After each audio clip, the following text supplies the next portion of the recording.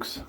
This is a sort of junky classical. It's not fair to call it junky, it's perfectly usable, but sort of cheap, lesser brand, let's say, classical guitar that you see knocking around. Often they need a lot of work, as did this one. This, if you can see it, you probably can't see it in this light, is a Watson. It's a Watson C39 9NT. Spruce top, it looks like a ply top to me, and mahogany back and sides with this sort of tortoise shell binding there. So good woods, rosewood fretboard as well, which is nice. A lot of cheap classicals don't come with that.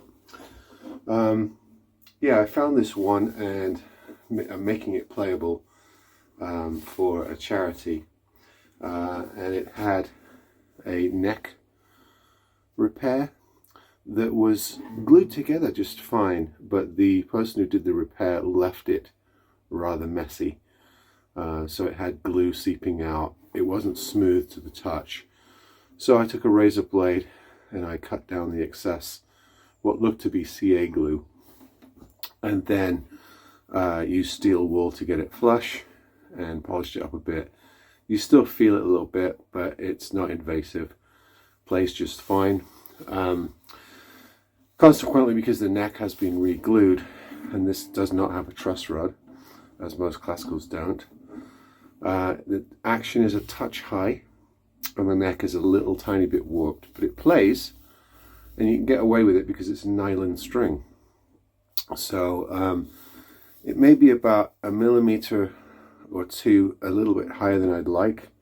I don't want to take any more off this bridge. It's about as low as it can go, and it's not worth trying to do any kind of reset on such a guitar. I mean, these are guitars you pick up for what, 50, 60 pounds, 70 pounds on eBay.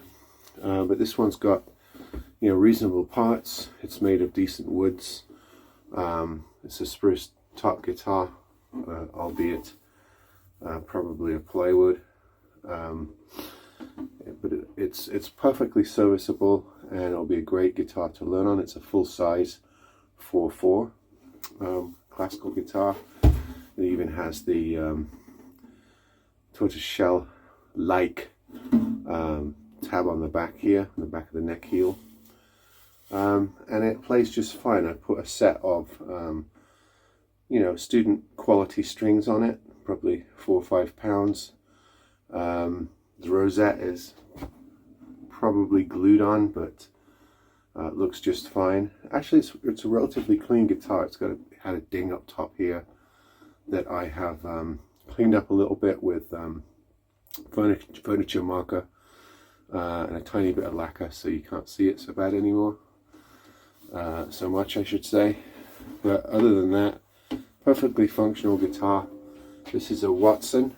I don't know anything about the company. I'm not sure if it's a part of a larger company. I'm sure somebody in the comments will be able to tell me about this particular brand.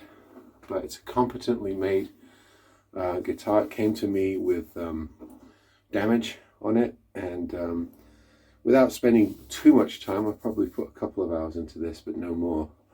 I've made it functional, I've made it play. I didn't have to do any major renovations, just clean up this ding here and clean up the joint of the wood at the neck heel where guitars often break. Probably fell off a stand or something. They often break right here. Looks like a clean break, looks like it was glued well. It looks like it was glued with glue that's not going to come apart, either Gorilla Glue or CA glue, super glue. And then yeah, it functions pretty well. The action being a little bit high, but most people are going to be playing this in the first position anyway. You might, if you have perfect pitch, you might notice that it's slightly down-tuned because of this neck issue. I've not brought it all the way up to pitch. It'll function at pitch, but it'll just raise the string action even more. So turning it to E flat or a D is not a bad idea when you've got a guitar, you know, with these kind of repairs. So there you go, Watson classical student quality guitar. It's got a really nice bridge on this. I don't know if you can see it, but it's actually a nice rosewood tie bar bridge.